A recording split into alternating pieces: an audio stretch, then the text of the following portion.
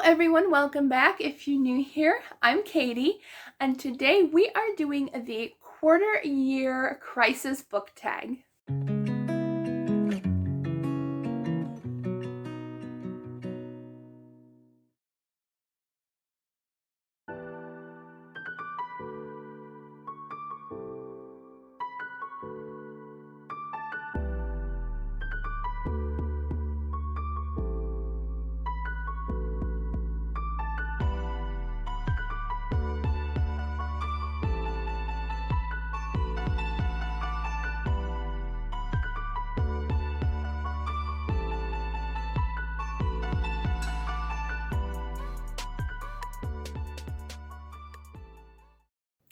Alright, so this original book tag was originally done by Gloria over at Gloria Z. Thompson, her channel.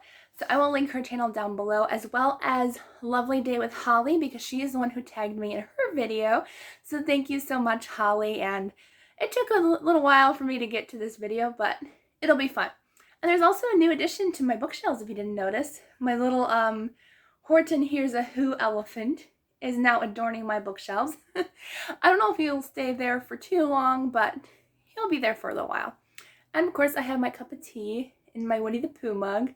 I have not had tea in a while. I have not been in a tea mood, but today I was in a tea mood. It's also a little too warm to drink. My glasses are steaming up. Okay, so I have my questions. I have a few books next to me, so let's go ahead and read the first question. So the first one is, how many books have you read so far? So I looked up on Goodreads. I thought it was 80 something, but I looked up and I have read 92 books so far this year. That is a ton. I do count comic books and graphic novels, but only if they're over 100 pages. And most of the time they're closer to 200. So that is a lot to read. And yeah, I read a lot so far. So my Goodreads goal was 100 because I didn't want to pressure myself to read a lot, but then I keep forgetting that I do read a lot of comics and graphic novels, but I also read a ton of other stuff as well. So apparently I'm going to have to bump up that reading goal probably within the next week. So yeah, that's how many books I've read so far. 92. Round of applause. I'm just kidding. Honestly, if you don't read, like even if you just read one book a month or one book every other month, I think that's awesome and great. I'm honestly the biggest reader in my family. Everybody else only reads about one book a month, so, and that's okay. You read at your speed and don't let anybody tell you to read differently. It's all up to you. Okay, so the second one is, have you already found a book you think might be a 2022 favorite? If not, what is your favorite book that you read that wasn't quite 5 stars? So I have 2, and I don't have a physical one of the other one, but I do have this one. And this is Until Leaves Fall in Paris by Sarah Sundin. And this book is a new favorite of all time. And yeah, it will most likely be on my yearly favorites. So this one is definitely a winner. This is a historical fiction based in World War II. And it's about this ballerina who ends up buying a bookstore and working with the resistance. So it's really good. Highly, highly love this one so much. And then the other one is Tell Me by Joan Bauer. I finished this one a couple weeks ago and talked about it in my March wrap-up. And that one was really, really good as well. Loved it. If you are not a fan of contemporary, I recommend Joan Bauer, because I was not a fan of contemporary. At least I didn't think so until I started reading those. So really, really good books. Okay. Next question is, any one-star any one-star books or a least favorite book of the year? So I had quite a few 2 stars. And I think I had about 3 or 4 1 stars, but I'm only going to talk about 2 of them today. And the first one was Moving Day by Meg Cabot. And this was the first book in a middle grade series, and I just did not like it. The characters were unlikable. Most of the children were very, I don't know, kind of not necessarily snobbish, but they were very misbehaving, I guess is a good word.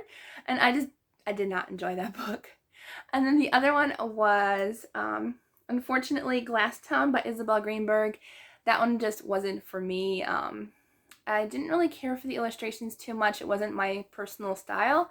And the storyline didn't really capture my attention, but I still would like to read some books because these are based off of the Bronte sisters, and I still want to read books by them, original books. This is just kind of like a book based off of their lives and a world that they created. So yeah, unfortunately, that one just wasn't for me.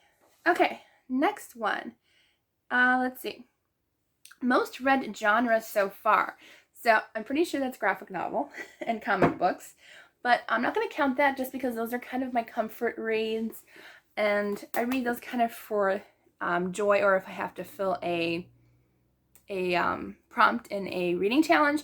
So if we minus the comic book and graphic novels, my highest genre that I read so far this year was Christian fiction and middle grade. Middle grade is definitely a lot higher, and Christian fiction is second. So the rest of mine, yeah, as you can see, the rest of my genres really aren't that many. I still have to catch up a few in here.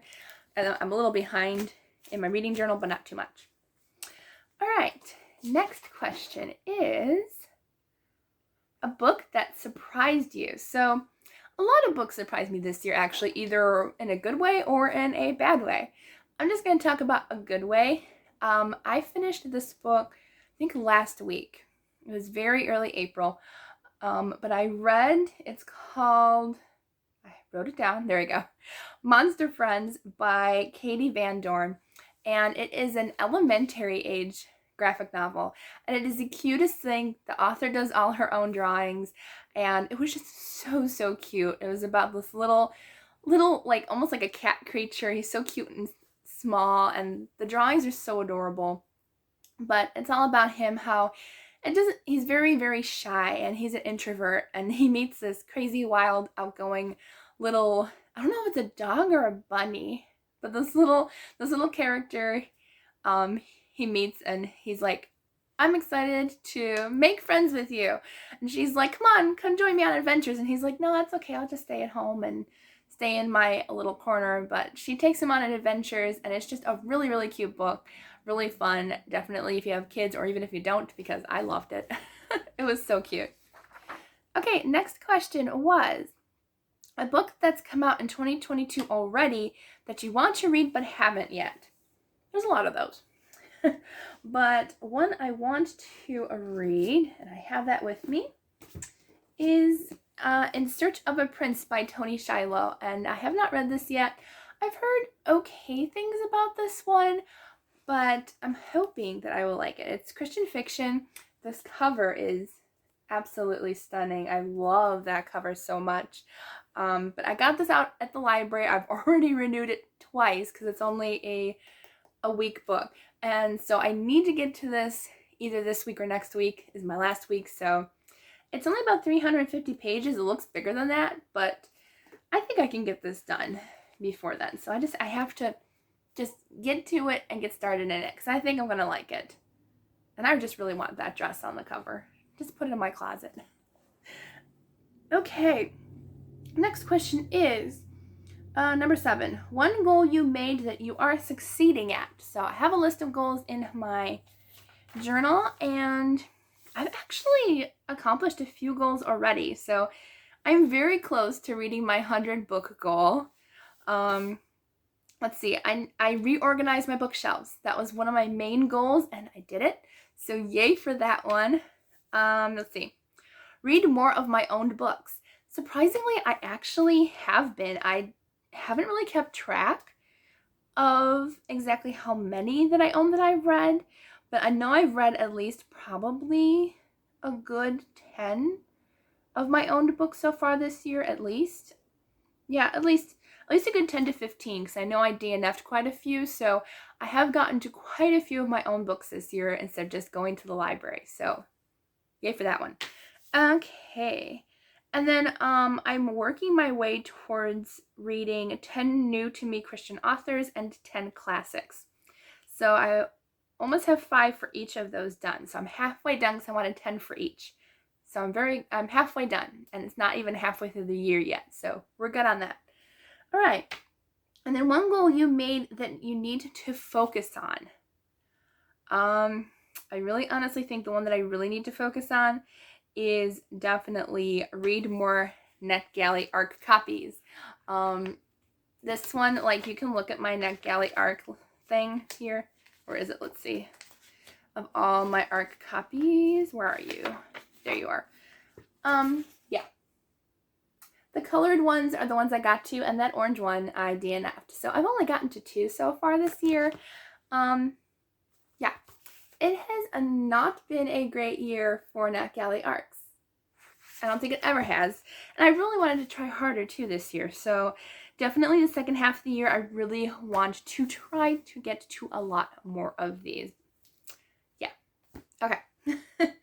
And then are we on the last question already? Yes, we are.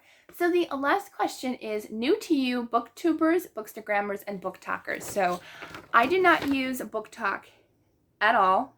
0, zip. I have no really interest. Like if BookTok or if TikTok like pops up on my Facebook, I'll kind of watch them. But like other than that, I just don't really watch them at all. I don't know.